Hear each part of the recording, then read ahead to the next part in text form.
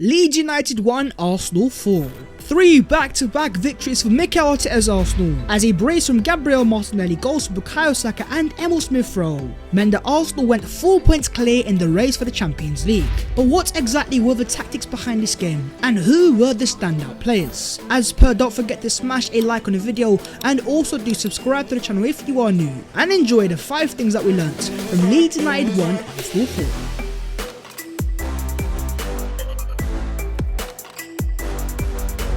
First things first is Gabriel Martinelli has arrived. Gabriel Martinelli, 20 years of age, for whatever reason, some part of a fan base was writing him off at the start of the season, saying that hey, his time's not coming, so potentially let's loan him out in January and see if he gets minutes elsewhere. But I've always said, hang on a minute, this guy's Pele's godson, this guy was always going to come good and his time was always going to arrive. And in terms of that first half, we witnessed a Gabriel, Thierry, Alexis, Luis Suarez, Martinelli, Nazario, De Lima masterclass. Moving like R9, in terms of his overall stats, an 8.6 rating, 2 goals scored, 5 key passes, 1 successful dribble, 2 interceptions and 3 tackles. And even Sky gave him the official man of the match award as well. This guy is simply on fire, and in terms of that first half, those runs and behind, they look so experienced for a player who is still 20 years of age. And in terms of his overall form, this guy has been on fire, because as pointed out here, Gabriel Martinelli was an unused sub in 7 of the Arsenal's first 12 league games. He has since started 5 of their last 6, has 4 goals and 2 assists in the process. Goals and assists, you say? Well, 4 goals and 2 assists in 6 appearances, let's put them on the table. I've always said that I think he's one of Arsenal's most clinical players in the final third, but in terms of the other aspects of his game, they certainly have improved. And as EBL points out, Martinelli has the ball striking to already complement his world-class skill set. The guy will be world-class as a 20-year-old if he can stay fit. If you talk about fundamentals of a top wing forward, whatever you want to call him, Martinelli has everything. Electrifying pace, great movement in behind, his ball striking is second to none, as you can see from the first goal. His understanding of spaces and also where to hurt the teams is also fantastic, and most importantly, he also has a tremendous attitude, always wants to make things happen and always playing for the team. In many ways, in my eyes, Gabriel Martinelli looks like a perfect Jurgen Klopp wide forward. Not comparing him to Salah and Mane, but in terms of profile and types of players, and players that Martinelli can look to mold his game around. Both are basically strikers playing out wide, getting striker goal numbers. They have great first touches, great ball striking and great understanding of spaces and behind. Gabriel Martinelli for me has all the fundamentals to reach that sort of level as long as he remains injury free. Martinelli also celebrated in front of the Leeds fans after scoring his first goal, and then turned to the Arsenal supporters and revved them up, passion indeed. And even in terms of the second goal, he celebrated by blowing a kiss to the Leeds United supporters, as you can see from this photo. And also now rattling the away fans. What more can I ask for a player who's still 20 years of age? And after his 2 goals, that means Gabriel Martinelli now has scored more goals in the Premier League than Romelu Lukaku this season. A £100 million signing, and Gabriel Martinelli has outscored him. That despite him not starting the season as well. The stats are moving like mad, I'm moving like mad, I need to calm down. And also in terms of Mikel Arteta, I think he deserves credit for the way he has developed the fundamentals of Gabriel Martinelli's game as well. But as per, talk to me down below in the comments on your thoughts on Gabriel Martinelli, his performance and his overall season so far for Arsenal. And how good do you guys think Pele's godson can become? Moving on to the second thing, that is Martin ODEGAARD creative masterclass. Martin ODEGAARD, I've actually got his name on the back of his shirt. I've always backed him, I've always said the quality is undeniable. And even though he was out of confidence at the start of the season and some fans were criticising him, this guy has come back, he's getting goals and today also getting assists. In terms of his overall stats, getting an 8.0 rating, getting an 8 rating, 1 assist, 1 shot on target, 1 successful dribble, 5 key passes and 3 big chances created. An assist, 5 key passes and 3 big chances created. That was almost a Mesut Ozil-esque creative masterclass. In terms of the rest of his stats, a 68% pass accuracy, 7 progressive passes, 4 box entry passes, 5 progressive carries, 6 progressive passes received, 1 tackle and 9 ball recoveries as well.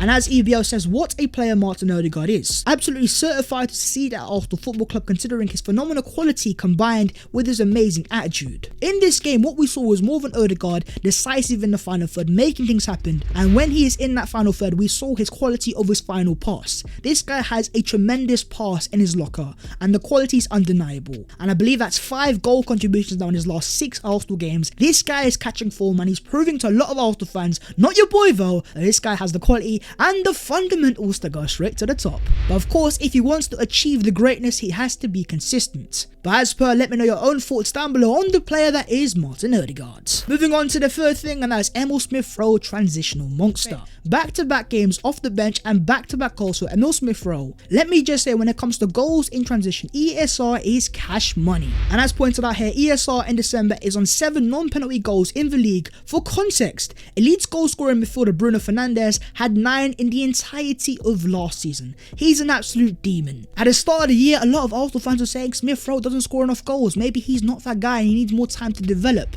But in terms of your boy, I've always seen a player that has all the, once again, the fundamentals to become a top goal scorer midfielder. He's got clean ball striking, he's got a tremendous burst of pace, and every time in transition he understands what spaces to attack, and again, it's very elite for a player that's 21 years of age. The fact that he already has 7 goals in the league for Arsenal, he's Arsenal's top Premier League goal scorer. He's got the same amount of goals as Cristiano Ronaldo. They asked him to score more goals on a consistent basis, and he has said, here you guys go, here's an Amazon Prime delivery. How about that? Talking about goals and assists, that's now 40 goals and assists and counting for Bukayo Saka in Arsenal colours. Scoring one for Arsenal and potentially also could have scored another. Bukayo Saka, Smith Rowe, Odegaard, Martinelli, all of them random came in today and they were feasting on goals and assists.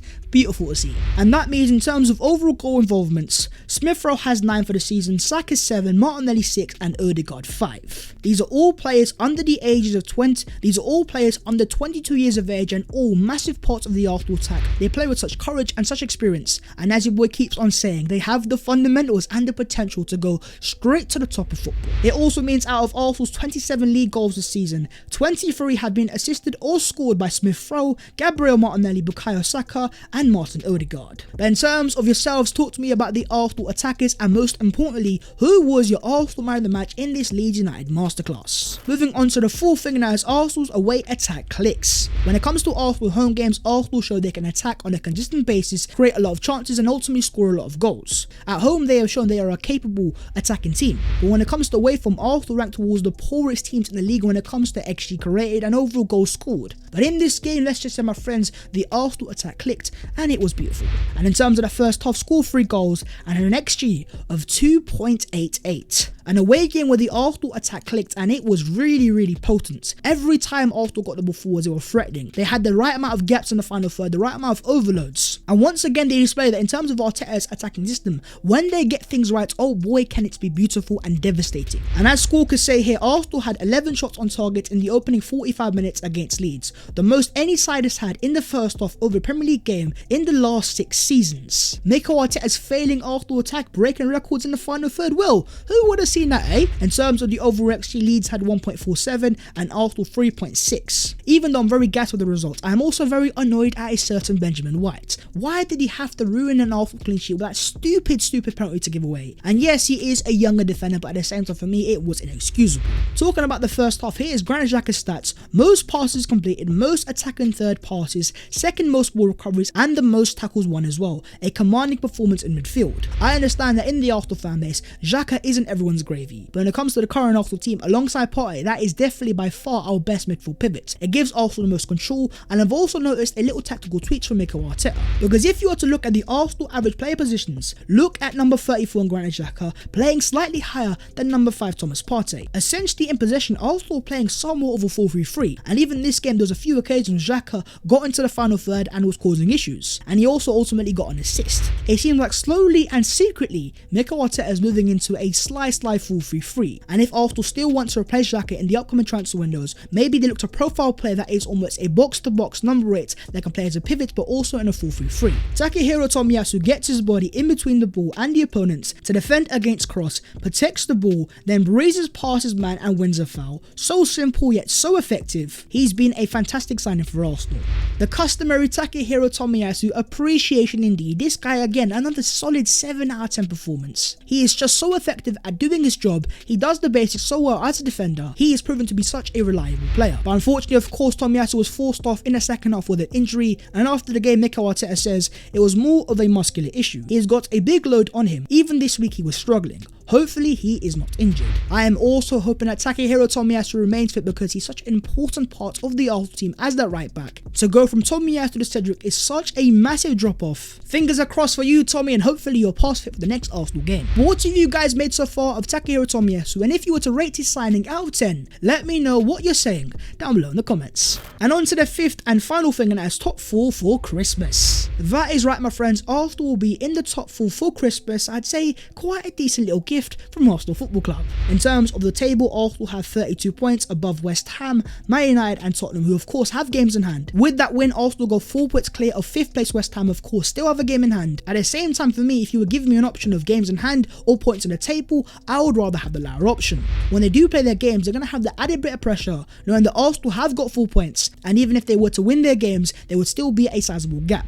In terms of Mikel Arteta after the game on Arsenal's hopes for the top 4, he says, "We are there now and it's still a long season ahead. A lot of unpredictable things are probably going to happen. We want to keep improving and getting better, but let's see where we get." Essentially what Arteta is saying is, while it's great to see Arsenal in the top 4, by no means is this the end game, and there are going to be more twists and turns. As of right now, it's Arsenal in pole position for the Champions League places, and for me, it's beautiful to see. And talking about unpredictability in terms of the season, is it even going to continue? Because in terms of the last few weeks, games are getting cancelled left, right and centre, all down to that thing that is COVID-19. And even in terms of Arsenal, before the game, Arsenal confirmed that Sambi Lokonga misses out on the matches squad against Leeds this evening after testing positive for COVID-19. So slowly but surely, this is also starting to affect Arsenal, but I believe in terms of the Premier League, they are set to hold an emergency meeting in the next few days where they will discuss the possibility of potentially pausing the Premier League season. But as of right now, top 4, 3 straight wins, Arsenal are dreaming of a Champions League return. Don't do that to me, Arsenal, don't give me hope. But in terms of yourselves, let me know down below, will Arsenal make the Champions League places? But that is the video there. If you guys have enjoyed, make sure to go down there and smash a like on the video, and also do subscribe to this channel if you guys are new. If you would like to follow your boy on them social medias, then the links will be down below in the description. But that was the 5 things that we learnt in Leeds United 1, Arsenal 4. It's just beautiful to hear. Top 4, 3 points, 4 goals, and yeah, have a Merry Christmas. I will see you guys later in a bit.